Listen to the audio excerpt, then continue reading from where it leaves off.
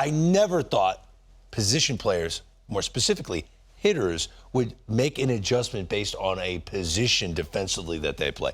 It doesn't make any sense to me. But apparently, it makes sense to Isiah Kiner-Falefa of the New York Yankees. This is on his approach to hitting. Quote, when I was with Texas, I felt like I was playing third base. I knew I had to do more offensively. When I made the shift to shortstop, I wanted to be a high-average guy who steals a lot of bases. Now that I'm moving around, I feel like I'm going back into my third base mode where I need to drive the ball to stay on the field. Now, is it statistically backing up what he's saying? The answer is yes. Now that he's moving around, he's roving, super utility, his hard hit percentage is way up. Exit velo is, barrel percentage is dramatically different, and so is his launch angle.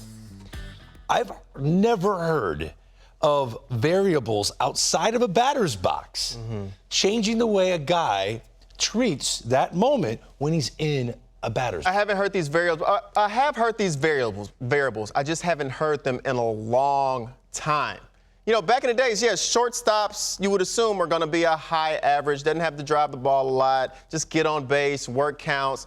But that's gone since Vizquel and Ozzie Smith. I mean, that type of player for shortstop has been gone for such a long time. So once I seen this statement from Kiner-Falefa, I thought it was extremely interesting, and more interesting that the numbers are actually supporting this. But I think what it speaks more to is the adjustments that he's trying to make with the Yankees and working with the hitting coach, Dylan Lawson.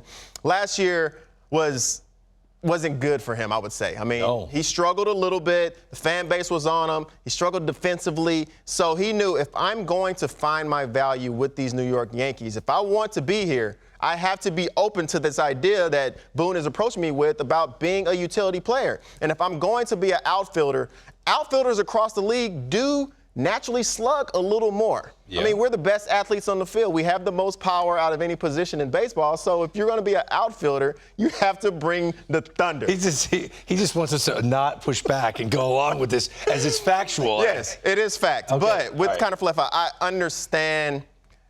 don't understand. I mean, if you want to be a great hitter no matter what position you're playing. I think this speaks more to the adjustments that Dylan Lawson and the Yankees had been seeing, saying, hey, there's so much more potential. Trust the process. I know his hard hit rate stats were up. His barrel rate was up. So I think the message was more, trust the process. He came into the season, he worked all offseason trying to make an adjustment. They're showing the underlying numbers that good signs are on their way. He's still not having a great year yet, but the underlying numbers are saying, hey, you have a better approach this year than you did last year. Continue to trust the process, and let's see where we are at the end of the season. But with all that being said, you're trying to be the complete hitter. You're trying to steal bases. If I'm playing left field, center field, shortstop, catching, if I can go out there and steal bases, I'm going to go out there and steal bases. And I think last year when you have Stanton and Rizzo and Judge, and he's sitting there playing shortstop, he comes in saying, I don't need to be the guy. I don't need to be the guy. I don't need to be the guy to try to drive the ball. I just go out there and get on base for the big guys, and they come in and they drive me in.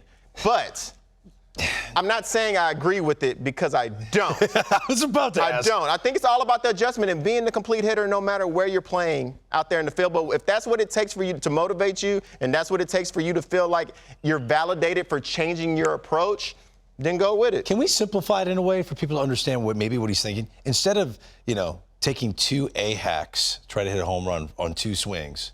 If you get the two strikes when he was a shortstop, okay, I'm going to try to get a knock. I'm going to try to, but now he's being told, swing out your shoes every time you swing and hit the ball as hard as you can. Don't worry about the results. Just worry about hitting the ball as hard as you can. Is that essentially what these numbers say? I don't know. This has got me a little bit all over the map because, look, you should be trying to drive the ball and being the best player you should be because he's trying to do that because he's trying to stay on the field. His athleticism and ability to play multiple positions has kept him in the big leagues and given him a second life. What he did offensively last year just didn't work out. So they're, like he said, with Lawson and those guys have a different approach, and it's working. He's starting to drive the ball, and I'm happy to see it. I don't like the approach of get 3 A swings off and not the 2-strike approach because I don't believe that's winning baseball. But to me, this is a kid who had the reins handed to him last year to kind of hold this spot for a few others. Volpe has come up and really kind of taken that position over after spring training. IKF's doing anything and everything he can do with that swing to figure out some more production. Average is for the birds, man. It's for the birds. The front office likes it might those. be during the regular season. No, the average is not for the birds, birds, Greg. If he goes out there and hits the ball harder consistently, his average is going to go up. The game, putting the ball in play today with the shift taking away is even way more important than it was without the shift, because even more now, so you have a chance. If you put it in play, there's a hole open. Exit velo gets you money.